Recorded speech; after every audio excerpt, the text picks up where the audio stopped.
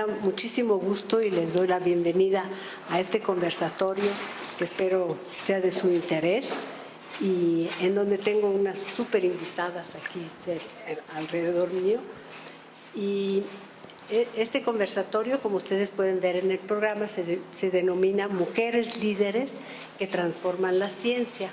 Yo soy la doctora Alessandra Carnevale, soy aquí del Instituto Nacional de Medicina Genómica, aquí trabajo, y para mí es un gran honor pues, poder moderar esta conversación que me parece muy importante por todo lo que se ha dicho hoy en la mañana acerca de la equidad de género y pues es parte de todo esto, ¿no? Las mujeres que transforman la ciencia pues son mujeres como ustedes que ocupan posiciones de liderazgo en el campo de la ciencia y que hacen cambios obviamente en todo nuestro mundo que no es así como lo ideal, como todos suponemos. Su trabajo y su liderazgo pues está siendo un ejemplo para muchas otras mujeres y por eso creo que en este conversatorio podemos platicar un poco de todo lo que les ha ocurrido y de cómo son sus perspectivas porque les va a interesar a los que nos están viendo.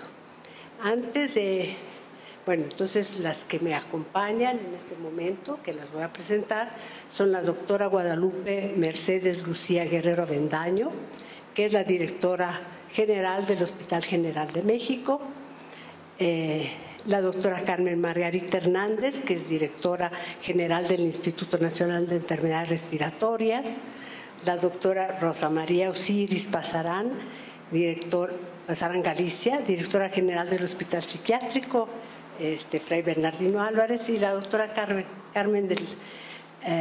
del Carmen Toledo Salinas, que es titular de la Dirección General de Coordinación de los Institutos Nacionales de Salud.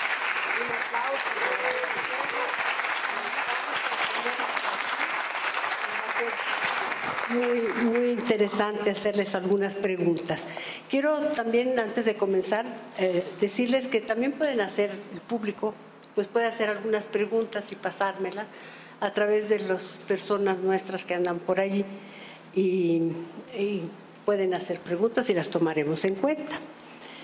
Ahora, ¿qué preguntas les voy a hacer a mis ponentes que están aquí conmigo? Yo sé que cada una de ustedes pues, ha logrado alcanzar una posición importante de liderazgo en una institución médica, pero que han tenido también sus problemitas para llegar a esos puestos. ¿Podrían ustedes compartirnos o platicarnos qué les inspiró a dedicarse a la ciencia y a la medicina? Y a lo mejor las voy a tomar así, 1, 2, 3 y 4, si pueden contestar cada una de ustedes. ¿Qué fue lo que les inspiró a dedicarse a la ciencia y la medicina? Bueno, pues muchísimas gracias por la invitación y es un gusto y un honor compartir este conversatorio con amigas y personas a quienes admiro tanto. Pues en lo particular puedo decir que yo no concebía otra área que ser médico. Desde niña fue mi intención ser médico y la verdad es que no fue fácil lograrlo, ya que se me ocurrió casarme antes de entrar a la Facultad de Medicina. Entonces eso me complicó un poquito la existencia.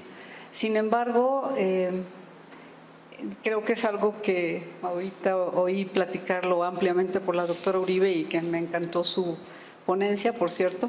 Muchísimas felicidades. Es algo que creo que las mujeres nunca nos hemos sentido con la limitación de no puedo hacerlo y nos quedamos ahí.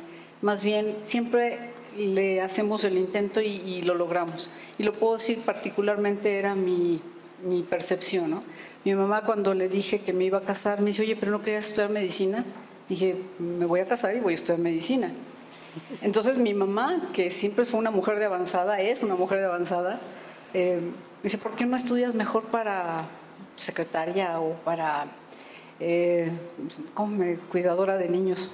Algo así. Y dice, pues mamá, yo voy a ser médico y voy a estar casada y voy a cuidar para los míos, ¿no? Pero sí, la verdad es que el que nos inspira, pues es algo que traemos implícito, ¿no? Y yo creo que es algo bien individual, es bien personal, pero yo sí puedo hablar porque muchas de las mujeres con quienes conozco, con quienes he trabajado, que han tenido la intención de hacer las cosas, las han hecho, a pesar de todo. Entonces, ¿qué nos inspira? El ser uno mismo, el ser mujeres, el tener esta multiposibilidad de hacer las cosas. Muchas gracias. A ver, ahora usted, doctora. Buenas tardes a todos y un placer cumplir con esta invitación, definitivamente. Muchas gracias. Bueno, yo estoy lejos de tener, la verdad, una historia romántica con mi decisión de estudiar medicina. En realidad, en la secundaria yo sentí mucha facilidad por la química, me gustaba mucho, y eso me llevó a estudiar una carrera técnica en laboratorio clínico. Y como parte de esa carrera, yo tenía que hacer prácticas en un hospital. Y en ese hospital me expuse a la medicina. Siempre he sido así como muy objetiva. Y hasta que lo viví, me gustó, ¿no? Y ya conociendo la vida de los médicos, de los residentes y lo que hacían, y con la exposición al hospital, fue que tomé la decisión de estudiar medicina. Esa fue mi historia. A veces así sucede. ¿Usted, doctora? ¿Sí? ¿Yo? Sí. Ok. Hola, buenas tardes. Muchas gracias por la invitación. Como decía la doctora Lupita, me llama la atención que seamos las 4 mujeres que nos conocemos de otras áreas, de otros espacios, y espero que no sea porque somos las únicas. Espero que sea otra la situación y la gran coincidencia de poder estar juntas. Para mí la elección de la medicina no fue un asunto muy cuestionable. Tengo el privilegio de descender de una familia. Mi bisabuela fue de las primeras maestras rurales del país y era de la época de Lázaro Cárdenas, donde la educación era laica, gratuita y marxista, ¿no? Socialista. Entonces, desde ahí mi abuela, esa era mi bisabuela, mi abuela también fue maestra rural, y ella decidió bajar de Guayacocotla, Veracruz, hacia la Ciudad de México, y fue bajando así porque su intención es que todos sus hijos estudiaran en la UNAM. Entonces mi abuela logró llegar hasta Ecatepec, Tultepec, es un pueblo azteca, y mi padre estudió medicina y mi madre es enfermera, ambos. Entonces en la casa la mayoría de mis tíos, con un esfuerzo grande de todos lados, y gracias a la Universidad Popular todos somos médicos, entonces no era un problema. El problema que surgió era como esperado, ¿no? Que fuera médico. Fue cuando decidí que quería ser psiquiatra. Ahí sí fue como el hecatombe. Mi familia dijo, pero oye, ¿pero por qué? O sea, ¿qué te pasó? ¿Qué pasó contigo? ¿Por qué psiquiatría? Y mi papá, que es cardiólogo, decía, hija, no, ¿por qué? O sea, yo te he llevado como a los mejores lugares, ¿y por qué psiquiatría? Y esa sí fue una decisión muy honesta. Yo creo que ahí yo decidí que yo quería ser psiquiatra. Bueno, ahí también viene por qué. En algún momento, pero me adelanto, yo tuve una depresión cuando estuve haciendo el internado. Espero que todos los que acá seamos médicos en algún momento nos hayamos deprimido, y justo creo que muchos en el internado. Y tuve la fortuna, lo hice en el Hospital General, de ahí nuestra historia con Lupita, y tuve la fortuna de ser atendida por un psiquiatra del Fray, sí, era originario del Fray, pero estaba ahí en el General, y dije, yo quiero ser como él. Y ahí fue donde mi familia se desmayó, porque pues cómo, eso era como de locos. Y todavía mi papá dijo, seguramente no te van a recibir, porque ahí van a aceptar a pura gente sana y tú no eres sana. Y bueno, sí me recibieron. A ver, la Carla del Carmen, doctora. Pues bueno, yo muchas gracias por la invitación, es un placer estar aquí con ustedes. Yo creo que mucho de lo mío es contexto sociocultural. Yo soy de Tehuantepec, Oaxaca, soy ismeña, soy tehuana. Mi abuelo fue el primer doctor del pueblo, por ahí de los 40, 50. Y pues yo crecí sabiendo que mi abuelo era el doctor del pueblo. Mis primeros recuerdos son de estar en su consultorio. Él tenía el consultorio en la casa y en el garage estaba la sala de espera, y cuando íbamos a ver a mi abuelo yo me sentaba en el garage y le preguntaba a la gente, ¿y tú por qué traes a tu hijo? ¿tú por qué vienes? No, tómate esto, te van a recetar esto. Y mi abuelo me decía, Carlita, me vas a espantar a los pacientes, por favor, deja que yo dé la consulta. Y desde ahí yo ya sabía que iba a ser doctora. Afortunadamente tengo una familia que me ha apoyado en todo lo que he querido hacer y les digo voy a hacer esto y me dicen sí está bien, me voy a ir a tal parte, sí está bien, pero fue desde muy chiquita cuando en esta, digamos, admiración que yo sentía por mi abuelo, que solo uno de sus hijos fue médico, yo soy la única de sus nietas que estudié medicina, yo decidí que quería ser doctora también. Muy bien, muchísimas gracias. Ahora quiero preguntarles otra cosita. ¿Cómo fue su camino para llegar a estas posiciones a las que han llegado? ¿Fue sencillo? ¿Fue complicado? Fue realmente muy complicado. Eso sí, ya vámonos un poquito más para acá. Yo ya les platiqué cómo llegué a la decisión de estudiar medicina. Pero después de estudiar medicina, ahí sí se complican las cosas. ¿Por qué? Pues porque... no sé todavía actualmente, pero cuando yo estudié era muy difícil que le aceptaran uno como mujer. ¿Por qué? Porque efectivamente pues tú tendrías que estar cuidando hijos, ¿no? O haciendo la comida. Yo hice la carrera, me tardé más de lo que debía haberme tardado, porque todavía cuando hice el internado en generación intermedia. No había internado en generación intermedia, pero no servicio social. Cuando me presento a solicitar mi carta para el servicio social, tenía yo 30 semanas de embarazo. Me dijo, no puedes hacer el servicio embarazada. Y dije, pues es que mi hija nace en marzo. No puedes. Y no me dieron la carta. Entonces me tuve que esperar un año para poder hacer el servicio social. Eso sí fue muy complicado. También eso y entrar a la residencia. Cuando entré a la residencia, lo mismo. Yo quise hacer de primera intención ginecología y obstetricia en un instituto y me aceptaron porque ya tenía yo 2 hijas, pero tenía salpingoclasia. No existía la posibilidad de que tuviera más. Eso fue la primera condición.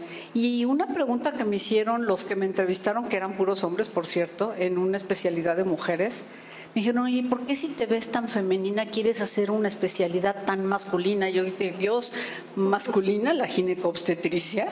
Pero bueno, esa fue lo primero. Después de ahí tuve que cambiar mi decisión e irme a radiología. Primero, radiólogos, en esa época solamente habían hombres. ¿Por qué? Por la radiación, porque una mujer no podía exponerse a la radiación, porque se podían alterar los cromosomas, eso lo sabemos de siempre, pero pues resulta ser que yo ya tenía hijas, entonces pues, no había problema, ¿no? Hice radiología y lo más cercano a lo invasivo era la radiología intervencionista y es a lo que me dediqué. Así me formé en el general, que fue muy complicado llegar hasta ese momento, porque lo mismo, como si eres mujer. Sin embargo, ya una vez que hice radiología intervencionista, las mujeres creo que somos muy comprometidas, hablo por la mayoría, pero bueno, hablo también personalmente, me comprometí con lo que hice, me dediqué de lleno a la intervención en el Hospital General, que ha sido mi pasión de siempre.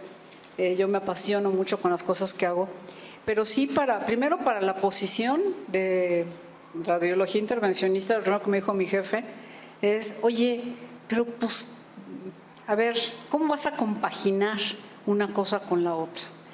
Y posteriormente, alguna vez cuando competí por la jefatura del servicio, el que estaba entonces director me decía, me preocupa que la doctora sea más figurita que capaz. O sea, siempre fueron esas cuestiones que son denigrantes totalmente, hasta que yo vi que el hospital general estaba cayendo en una etapa... estaba mal, no estaban bien las cosas.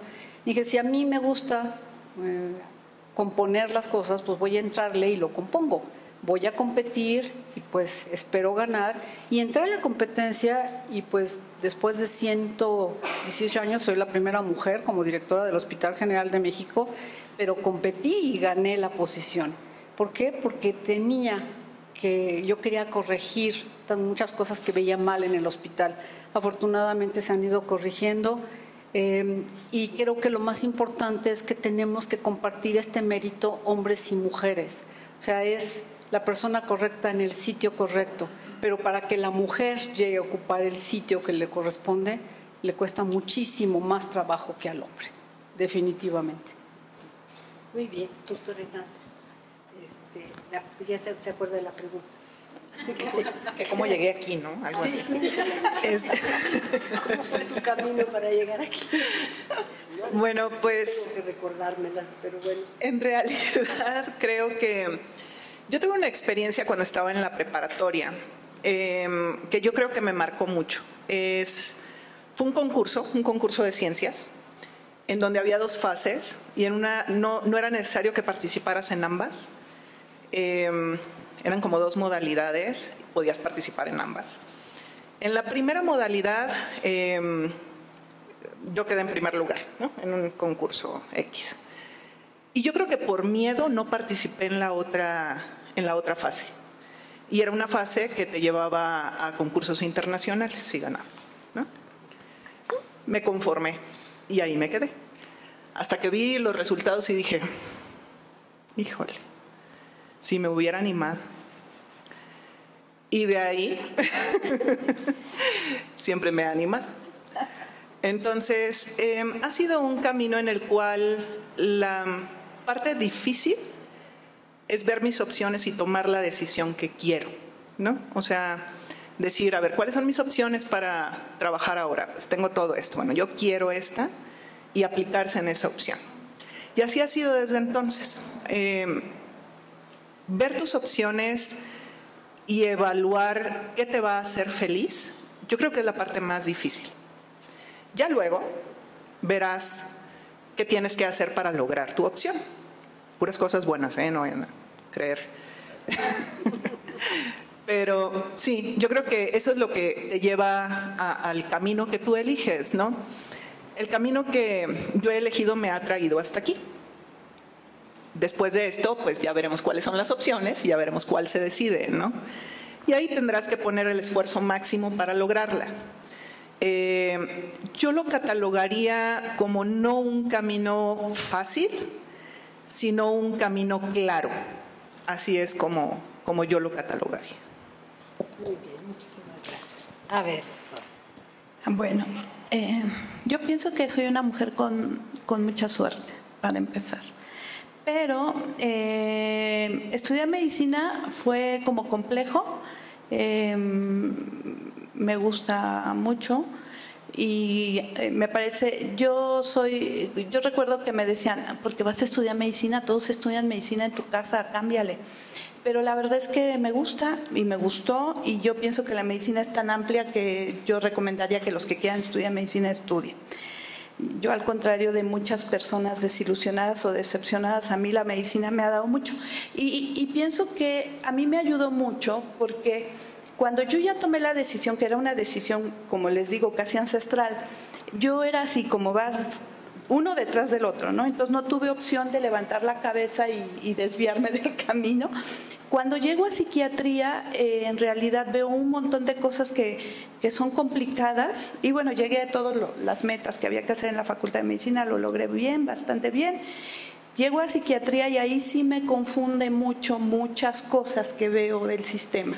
Estar en un hospital psiquiátrico no es fácil, porque no es lo difícil hacer guardias. En realidad nuestras guardias son como fáciles en el sentido físico, que a lo mejor en otras especialidades es complicado. Lo más doloroso es estarte enfrentando al dolor humano. O sea, decía un maestro mío, Justo Bustamante, del General de México, decía: cuando uno enloquece, y perdón por la palabra que no es políticamente correcta, pero es en una intención de tener claridad en nuestra comunicación, es como perder todo. O sea, si te enfermas, si te mueres, si eres, hasta te pueden santificar, pero cuando tú enloqueces es desde pensar que estás maldecido, que hiciste algo más.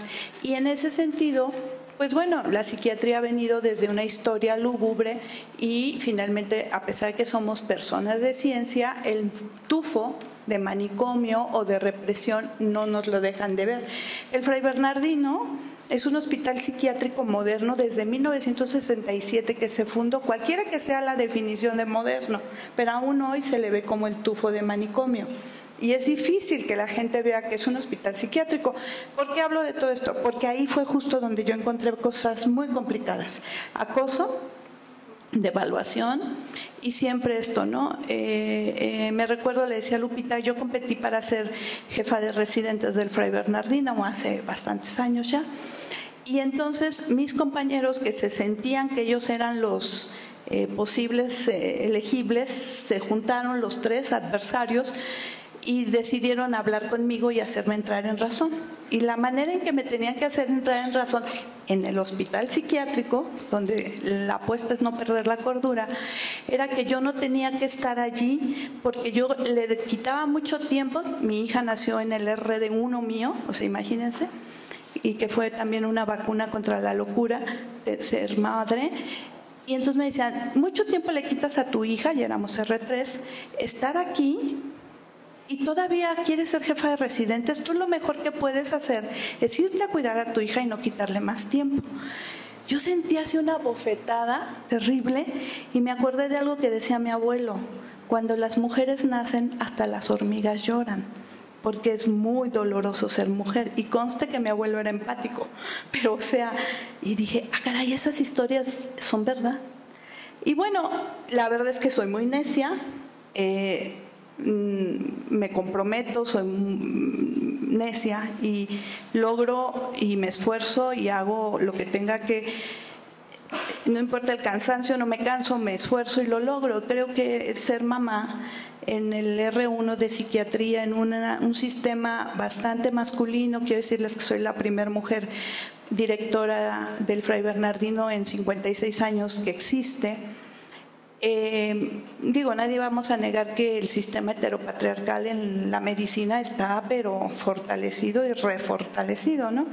Cuando yo llegué al Fray, que fue, por eso les digo que soy una mujer de suerte, yo estaba en la ciudad de Torreón, perdón que si me amplío, me puede callar cuando usted decida, rapidísimo, me fui a Torreón porque yo estaba enamorada de mi esposo, quiero decirles, yo estaba en el Fray y estaba en otras cosas.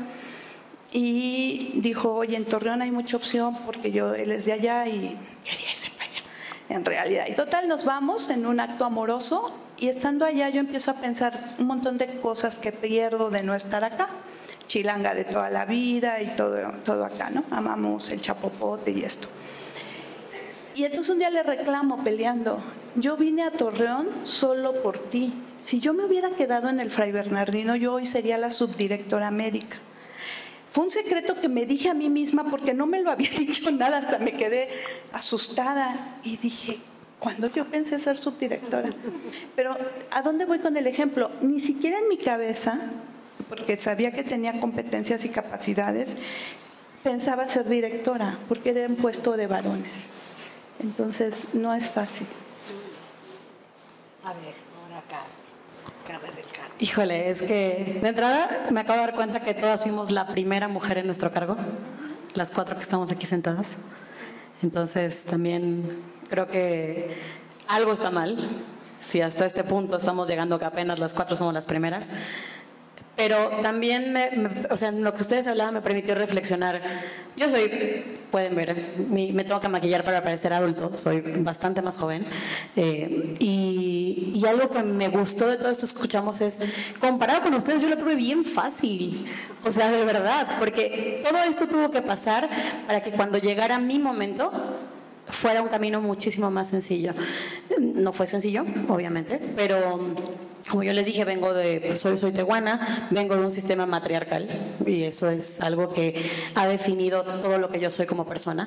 Siempre fui una niña muy inquieta, hoy ya diagnosticada con trastorno por déficit de atención y hiperactividad. En ese entonces solamente tenía que subir a alguien a bajarme de los árboles. Pero eso hizo que mi mamá, fue mi mamá, yo amo a mi papá y de verdad mucho de lo que soy y lo que tengo es por él, pero quien estuvo ahí al pie del cañón teniendo una hija rara fue mi mamá. Entonces mi mamá hizo todo lo que estuvo en sus manos para que mi educación fuera orientada a la forma en la que yo aprendía y a mis capacidades, ¿no? Entonces siempre estuve con colchoncito, todo el tiempo, muy cuidada, muy protegida, con el privilegio, pues finalmente es un privilegio, el privilegio económico, que mi papá siempre tuvo un trabajo muy estable y siempre tuve la fortuna de acceder a muy buena educación.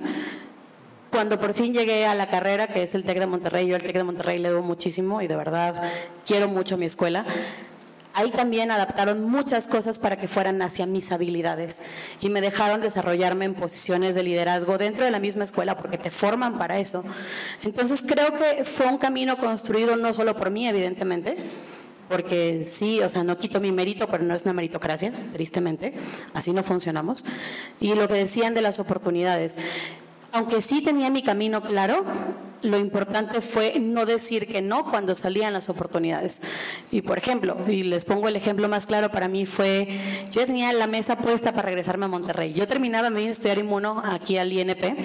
Sufrí el choque cultural espantoso porque, pues la verdad, o sea, los regios sí trabajan un chorro y yo estaba ahí en el hospital y cada quien hacía su trabajo y llegar aquí a un instituto nacional y ver que el residente era residente, laboratorista, enfermera, camillero, médico adscrito porque muchas veces no estaban, llegar al Instituto Nacional de Pediatría y ver que no era para nada lo que yo esperaba, porque había rotado en nutrición, había rotado en el INER, experiencias distintas, pero llegar al Instituto Nacional de Pediatría y ver que la figura del residente no era lo que para mí tenía que ser un residente, ahí, o sea, ahí fue donde se me prendió la mecha y ya ahorita nos reímos, pero en ese momento fui una residente muy rebelde y eso fue lo que hizo que para mí, digamos, tuve yo generalmente no me gustaba meterme con los problemas de los demás y es como, pues es tu problema, ¿no? O sea, a mí, ¿qué me importa?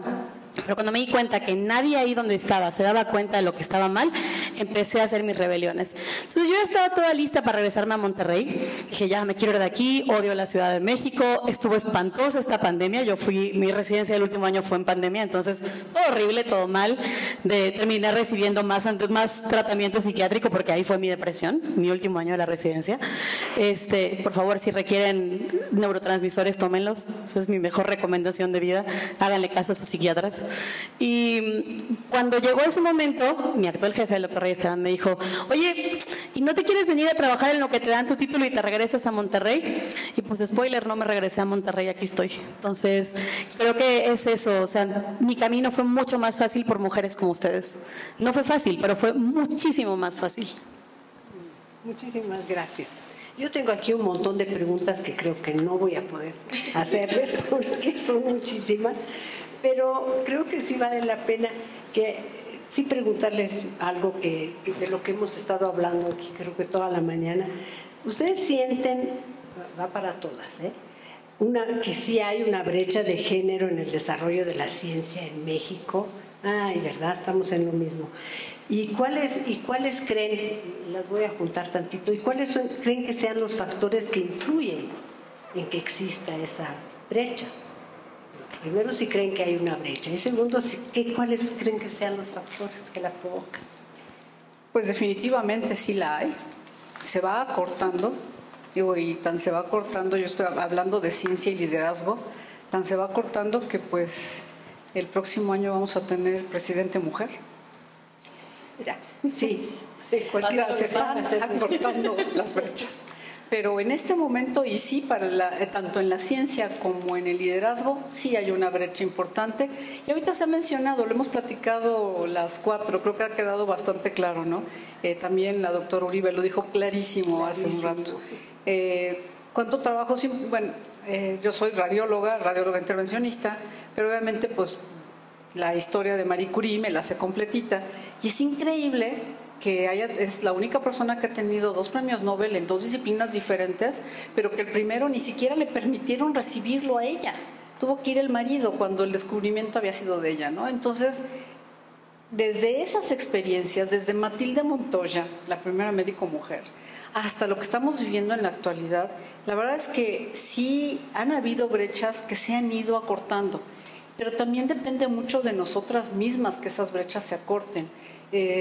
Lo dijo perfectamente claro la doctora Carmen Hernández, o sea, si me pongo un objetivo, me enfoco y lo hago.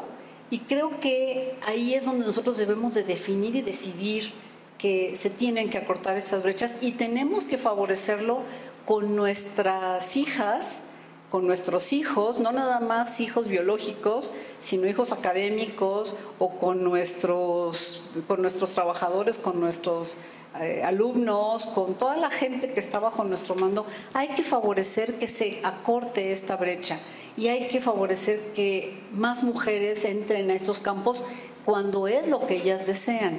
Tampoco deben de ser cuotas de género. Yo considero que debe de ser cuando a una mujer le interesa facilitarle las cosas, pero facilitárselas igual que lo podría hacer uno con un hombre.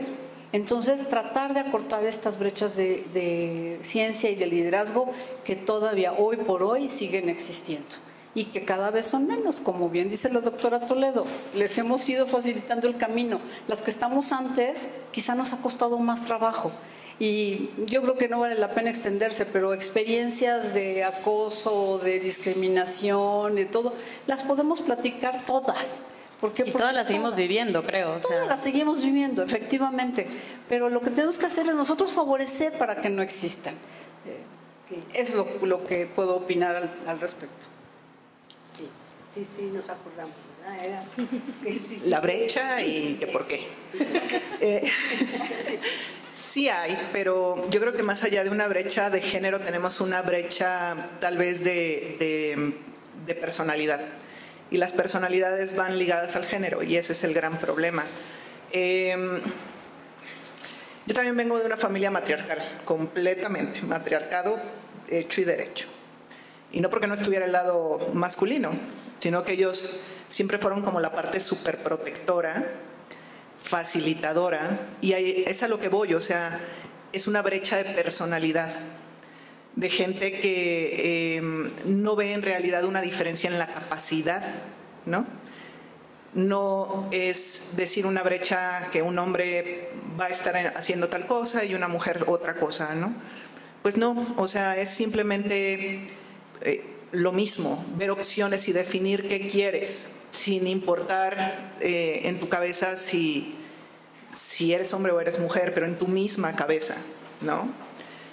Siempre es importante saber que las brechas se originan por un factor que es un común denominador con un grupo poblacional y con eso es con lo que hay que romper. Siempre, si alguien ve en ti un médico mujer y no solo un médico, pues es problema de la otra persona, no es problema tuyo. ¿Tú qué? Tú eres médico y ya.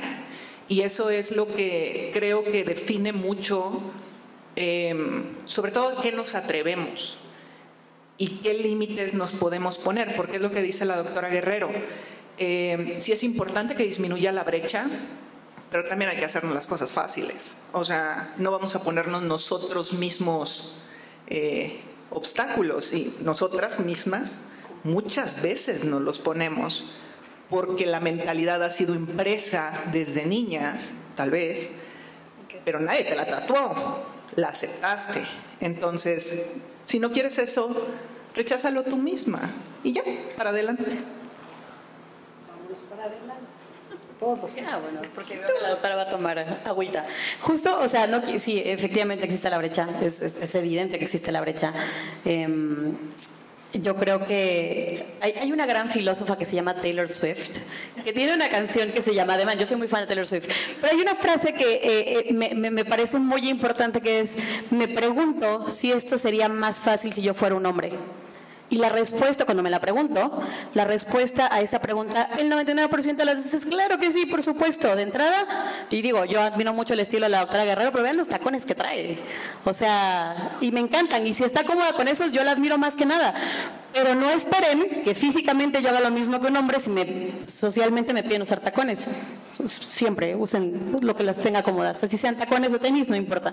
Pero creo que eso es muy importante, desde que en la figura pública le estamos exigiendo a la mujer más que al hombre, que esté maquillada, que esté peinada, que el vestido, que se depile. O sea, finalmente son cosas que vienen dentro del patriarcado sistémico en el que vivimos, ¿no? Creo que eso es de entrada algo que Carmen llama el piso parejo. Pues no está el piso parejo. O sea, para nosotros las expectativas son muchísimo más altas. En el momento que una mujer llega a una posición de liderazgo, ya sea en la ciencia, en el gobierno, en cualquier tipo de ejemplo en el cual la mujer esté por arriba de un sistema manejado por hombres, la lupa y los reflectores van a estar sobre ella y nos piden más. Y desde ahí está la brecha, o sea, desde la pura expectativa de lo que una mujer debe hacer en un cargo está la brecha. Y la otra cosa que decía Carmen es muy importante, o sea, si nosotras no nos ayudamos, nadie nos va a ayudar. O sea, eso es básico. Y yo sí tengo mucho orgullo, porque aquí está mi equipo es lo máximo.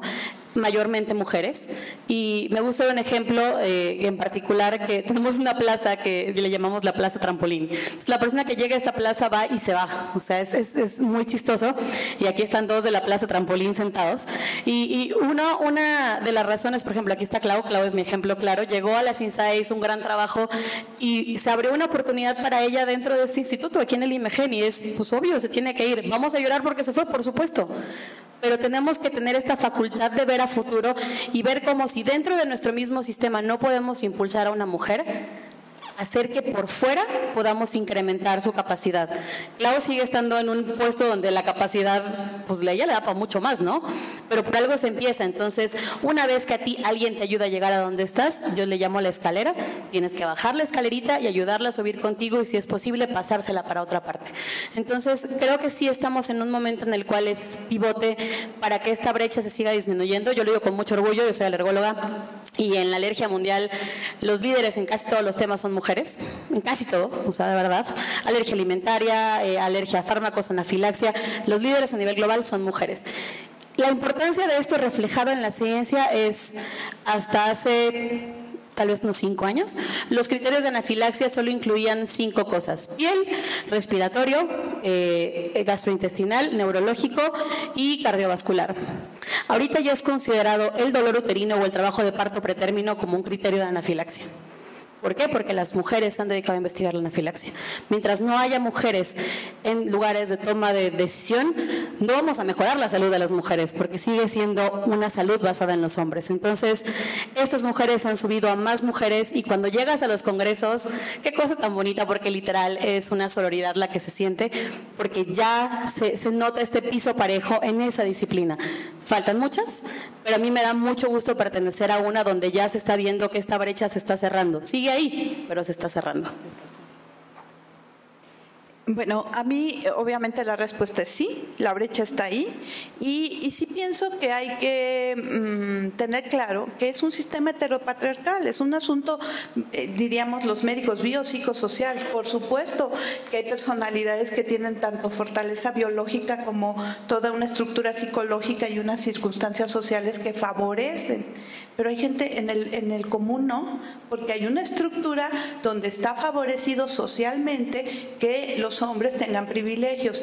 Soy feminista y no odio a ningún hombre, amo al menos mi padre, mi hermano, mi hijo, mi esposo, o sea, los amo, y por supuesto que sabemos que no podemos negar esto. Hay un sistema estructurado para que las mujeres sean mujeres de su casa y el sistema público esté para los hombres. Eso está ahí y sigue, parece historia de mi abuelita, pero sigue vigente, sigue ahí. No por algo, al menos en el Fray Bernardino pasaron 53 años para que llegara una directora mujer. Entonces, si nos creemos esa fantasía de que échale ganas, tú puedes, y nosotros podemos con el puritito deseo y vendiendo gelatinas y todo esto, de verdad no es real. O sea, eso es una fantasía alimentada por este capitalismo salvaje en el que vivimos. Entonces, tendremos que ser muy claros de que hay un sistema estructurado socialmente, políticamente, y el privilegio es para los varones. Pero por supuesto que las mujeres, y seguramente no desde mí, sino desde las setenteras, cuando aparece la píldora anticonceptiva y las mujeres pueden tener vida sexual activa y no embarazarse, y pueden empezar a tomar con más fortaleza otras áreas, hemos ido facilitando y lo han facilitado para llegar, y que habemos mujeres y hay mujeres con muchas competencias y capacidades. Pero siempre está en contra, ¿no? Hay un meme que seguro lo han visto, donde van en la carrera y salen los hombres todos corriendo y las mujeres traen tacones, ¿no? Entonces, exacto, ¿no? Tenemos todo este esquema social donde tú tienes que estar bonita, talla 5, siempre simpática y todo esto. Y yo pienso que por algo, y a mí yo admiro mucho a Lupita porque la conozco por ser una mujer súper trabajadora, súper comprometida y que ha hecho un montón de cosas valiosas, pero ella tiene este estilo y muy bien, perfecto, pero era solo una metáfora, decir, no podemos cerrar los ojos a eso. Aquí hay un sistema estructurado para que sean los hombres los privilegiados, y tampoco creo que estamos en el camino. No está terminada esta tarea y todas y todos tenemos que seguir, ¿no? Yo les digo mucho, ustedes y yo podemos seguir pensando de acuerdo a nuestra estructura social, la estructura familiar, pero allá afuera los chavos, la gente te está tumbando la puerta con nuevas propuestas, con nuevas maneras de ser y de sentir. Entonces no podemos ser ajenos, y menos nosotros que somos gente de ciencia. Entonces, evidentemente la brecha sigue y el camino se sigue acortando. Lo tenemos todos, para todos y todas y todes. Hoy el todes es una de las cuestiones que tenemos que tener bien claro que ahí está. Perdón, sí. Me dejan agregar algo. Me encantó lo de los zapatos porque justo no quiero echarnos de cabeza en la edad, pero justo se nota cómo se vuelve parte de la personalidad y cómo se vuelve parte de nuestra presencia, pero cada vez lo hemos tenido más fácil. Las exigencias conforme ha pasado el tiempo ha sido menor. Entonces yo puedo tranquilamente venir aquí a un foro a sentarme en tenis, porque ahora los Gen Z hasta el antro van en tenis. Eso no me pasó a mí, pero los felicito a ellos, van a las bodas en tenis, porque aprendimos ya que esto no tiene que ser una limitante. Esta percepción social anticipada que se tiene sobre las mujeres no debe ser una limitante. Y me encantó el ejemplo justo por eso, porque se nota cómo las demás que han venido antes de nosotros han facilitado el camino.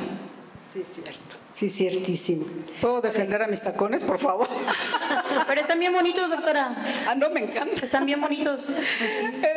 Déjenme decirle que sí tiene mucho que ver con lo que está diciendo la doctora Toledo, pero no por tanto por ser mujer y por cumplir las expectativas de mujer, sino yo me quería ver más grande. Yo me casé de 17 años. Yo lo hago. Yo me casé de 17 años y era menor de edad, entonces para que me vieran más grande me trepé a unos tacones. ¿Y qué cree? Me acomodaron y me quedé en ellos. Y me encantan. Y jamás me van a ver. Es más, mis tenis tienen tacón. Y los hombres se intimidan con una mujer en tacones también. Porque, digo, está el ego y todo. Tenía que defender mis tacones. Sí, claro, por supuesto. Es de cada quien, sí.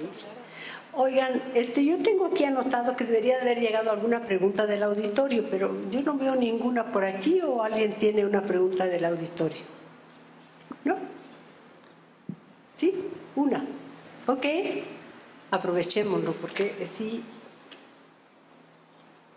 A ver qué nos preguntan. Bueno, no tanto, pero ¿qué les preguntan?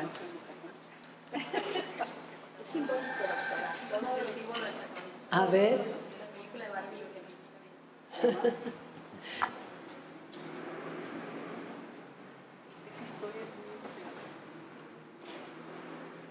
¿No? No funcionó. Así había dos. A ver, prueba a decirlo fuerte. Solo un comentario que surgió con lo de es para la grabación.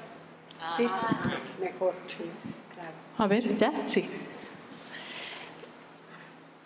Hicieron un comentario acerca de la indumentaria que una presenta, pero hay una situación en la que ninguna indumentaria en este sistema va a ser suficiente. Porque la que se ve muy femenina, como la admirable doctora, también va a ser cuestionada. Porque su propia indumentaria a otro grupo de hombres le va a mandar la intuición de es por otra cosa. Y la otra indumentaria, que es la 2000era, es no se esfuerza lo suficiente.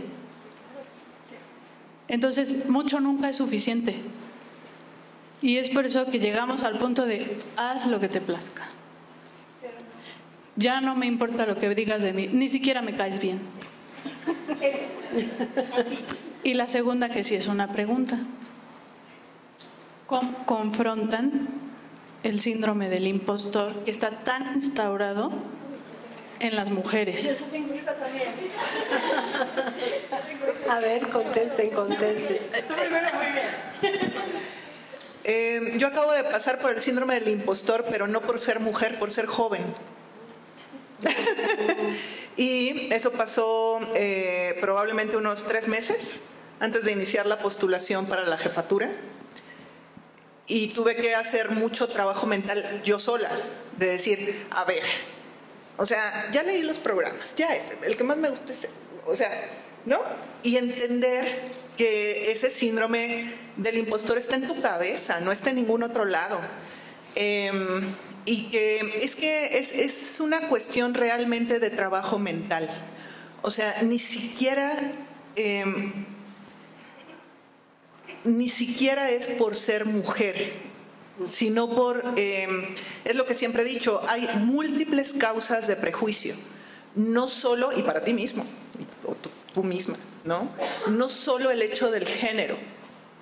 Entonces, la especialidad, por ejemplo, yo soy la primera mujer, la más joven y la primera no neumóloga directora del INAR. Entonces, imagínense la cantidad de ataque que tenía yo misma para atreverme a postular, ¿no? Hasta que hice una reflexión profunda sobre mis últimos 10 años de trabajo en el INAR y hablé con una que otra mujer importante y dije, yo creo que sí. Está en mi mente. Muy bien, excelente. Pues nada más, si me permite agregar a esa, o sea, es un momento, o sea, para mí fue un momento pivote en el servicio público, para mí. Fueron mis primeros meses estando en el servicio público, justo cuando me iba a Monterrey y no me fui, donde me mandaron una junta, así como bateador emergente, iban a hablar de un insumo y el insumo eran vacunas. Soy pediatra, soy inmunóloga, pues yo creía, dije, pues sí, la salvo, ¿no? Pues son vacunas. Y llegué a esa junta, a mí sí me pegaba todavía mucho lo de ser mujer, porque era la única mujer en esa sala. Y por 20 años la más joven. Y yo escuchaba que estaban una sarta de babosadas de las vacunas. Y yo dije, ¿con qué confianza esta gente está hablando de cosas que no saben? Y ahí fue donde dije, no, sí está en mi cabeza.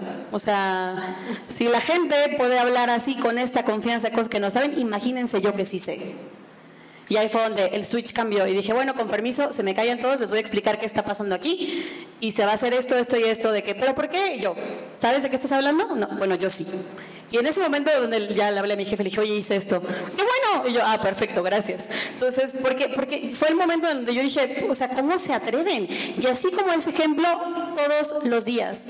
Gente que hace cosas que no sabe qué está haciendo, que por el simple hecho de ser hombre blanco y heterosexual se sienten con la capacidad de hacerlo, sin ofender a los hombres blancos heterosexuales aquí presentes, pero es lo que el patriarcado estructural nos ha llevado, o sea, sentirse con la capacidad de hacerlo solamente porque pertenecen a este sistema que los protege. Entonces, el síndrome del impostor evidentemente está en una misma, pero a veces necesitas la cachetada de realidad para darte cuenta de que está ocurriendo. Voy yo. Es que creo que a todas nos llegó ese, porque la verdad, efectivamente, es algo que traemos adentro, porque sabemos pensamos que estamos ocupando un lugar que no merecemos porque somos mujeres. Entonces, efectivamente, está en nosotros mismos. Y a mí, así, tal cual, cuando llegaba a un auditorio para hablar sobre un tema, por ejemplo, de radiología intervencionista, o mi tema favorito, el Hospital General de México, volteo y veo, ¿quién va a saber más del Hospital General de México que yo? Pues nadie. Entonces tengo que hablar con la seguridad que me da el conocimiento que tengo. Y eso es cuando se elimina por completo el síndrome del impostor. ¿Por qué? Porque estoy en el lugar que tengo que estar, en la dirección del Hospital General de México. Muy bien. Yo quería compartir algo. En ese sentido, cuando llegué al hospital, yo todavía no, yo venía muy feliz, muy contenta, estaba así me dice mi jefe, ¿quieres ser la primera mujer directora del FRAI? Y dije, sí. Y me dice, dile a tu marido, no, él va a decir que sí, y me vine de Torreón. Y entonces yo no tuve tiempo de pensar en esto del impostor, pero llegando, aterrizándome, no me había ni sentado, me dice alguien, este hospital es un monstruo, te va a comer, ¿sabes a lo que vienes? Y empecé a pensar, pues sí, lo conozco desde abajo. Pensando yo esta acción de reflexión, y después a alguien se le ocurrió desafiar a una mujer como yo. Y dijo, se te va a caer el hospital, porque una mujer directora, una subdirectora médica y una subdirectora administrativa, lo único que van a hacer es que se caiga el hospital. Y entonces yo dije, pues lo veremos. Si cae COVID, no se cayó el hospital. 3 años después, este hospital no se ha caído. Y el señor que dijo eso se tuvo que ir del hospital porque en su vida había visto una consulta. Y yo en esa lógica soy una mujer de trabajo, de esfuerzo, y yo he trabajado toda la vida abajo, arriba, en medio. Y eso pensé. Yo venía de ser subdirectora del Hospital General de Ecatepec, había sido subdirectora del Adolfo M. Nieto, un hospital de 600 camas, y me recuerdo muy claro cuando empecé a pensar, ¿será que puedo? A lo mejor no, esto me hicieron el favor, ¿cómo? ¿Y por qué pensaron en mí? Y dije, si pude con el M. Nieto, que eran 600 camas sensables, este hospital de 300 camas, aquel era horizontal, este es vertical, se me hace que sí puedo. Entonces pienso eso, o sea, no dejo de ver toda esta parte social y de afuera, pero también yo pienso que las mujeres, en ese sentido, el desafío es mostrar toda tu fortaleza, que la tenemos, ¿no? Y toda tu competencia. Entonces, y seguir esforzándose. No nada más por ser mujer me lo van a dar, ¿verdad? Eso está claro. Como a los hombres tampoco esperaríamos que solo por ser hombres se los den, ¿no? Habrá que tener y demostrar. Bueno, yo creo que ya vamos a llegar al final de nuestro conversatorio, porque ya estaría el doctor Meléndez por acá y él va a querer clausurar, ¿verdad? ¿No? Ah, bueno, entonces es que tengo una última pregunta que va para todo el mundo, pero es así como que quisiera de cada una de ustedes un mensaje final. Y aquí dice, mensaje final de cada una de ustedes para las niñas y jóvenes que tienen interés en ejercer una carrera en la ciencia y lograr una posición como la que ustedes tienen. ¿Qué mensaje les quisieran dar? Pero no demasiado largo, porque no, claro. Si no nos vamos a es que, digo, nos pican en donde nos duele, pues soltamos todo, ¿no? No, la verdad es que yo creo que lo más importante es tener ideales, tener sueños, tener metas y cumplirlos. Independientemente del género, del color, de las preferencias, de nada. O sea, tener metas, cumplirlas, sin pasar por encima de otros, sin lastimar a los demás. Eso también creo que es bien importante, siempre con respeto, siempre con el amor hacia lo que el amor y la pasión hacia lo que nos dirigimos, pero sin afectar al resto, más bien ayudando a los demás. Las niñas tienen la misma capacidad que cualquiera de sus compañeros y debemos de fomentar ese amor a la ciencia en todos los que nos siguen, porque es la única manera en que vamos a poder seguir mejorando las condiciones de nuestros hospitales, de nuestro país y del mundo en general. El conocimiento nos va a permitir eso y tenemos que favorecerlo en todos, niños, niñas, bebés, en todos. Muchas gracias. A ver, ¿qué mensaje? Bueno, para las niñas, estudien, elijan, sientan el miedo, pero no se venzan ante el miedo y siempre busquen el bien común. No se vean a sí mismas como mujeres, véanse a sí mismas como alguien que está trabajando para lograr sus sueños. Y ya, ¿cómo las ven los demás? Es problema de ellos, no de ustedes. Muy bien, muchísimas gracias. A ver. Yo pensaría que es un mensaje para las niñas en decir que es válido tener sueños, es válido, somos válidas para buscar y ambicionar lo que queramos. Y que nunca dejen de pensar que debe haber todo un soporte. Si no está en casa, siempre hay un colectivo que te puede cargar, los amigos, los compañeros. Y siempre en grupo y en colectivo es más fácil crecer. Y entonces no olvidar eso, que si en casa o quien debería cuidarte y apoyarte y respaldarte no está, hay quien está, las escuelas, los amigos, la pandilla, la patria grande, no sé, pero siempre hay un colectivo que te puede cargar y entonces así podemos hacer este mundo mejor, en colectivo. Yo creo que lo mío va muy relacionado con la doctora Osiris y lo que les iba a decir originalmente era justo eso, construyan sus redes de apoyo porque la meritocracia no existe, uno no llega aquí solo, eso es muy muy importante, somos producto de nuestra comunidad y sobre todo como mujeres somos producto de nuestra comunidad. Pero yo tengo mucho, o sea, soy muy optimista. Soy pesimista para la mayoría de las cosas, pero soy muy optimista en esta parte. Creo que la generación que está criando niños ahorita va a ser un cambio. O sea, a mí yo disfruto, soy pediatra, disfruto ver los TikToks de mamás donde veo cómo están cambiando la forma en la que educan a sus hijos. Hombres, mujeres, no binarios, no importa. O sea, la forma en la que están criando a sus hijos me da mucha esperanza. Entonces yo no tengo duda que las mujeres, las niñas que se quieran dedicar a la ciencia lo van a lograr. Lo que sí les pido es que cuando lleguen ahí arriba, cuando ya alcancen este logro, tengan la conciencia de que no llegaron ahí solas, llegaron por su red de apoyo, ya sea intrínseca, ya sea familiar, ya sea construida, y que tenemos que ser la red de apoyo para todas las mujeres que no pueden llegar ahí. Entonces, una vez que se viene hasta aquí arriba, se tiene que tener la responsabilidad colectiva. No dudo que lo vayan a lograr, pero no se olviden de esa parte. Muchísimas gracias, qué lindo. Yo siempre les he dicho a mis gentes que me rodean, mira, cuando te pidan 10, tú haz 11, un poquito más que de todo lo que hacen los demás, y vas a ver cómo te va a ir muy bien. Y tengo algunas anécdotas de estas personas que siguieron mi consejo, de en lugar de hacer 10 como les habían pedido, hicieron 11, un poquitito más. Iban para adelante, iban para arriba, obviamente.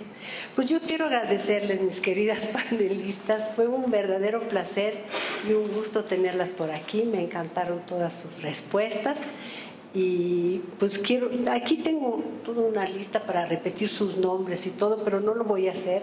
Simplemente les voy a decir que les doy las gracias y que fue un placer tenerlas por aquí. Muchísimas gracias.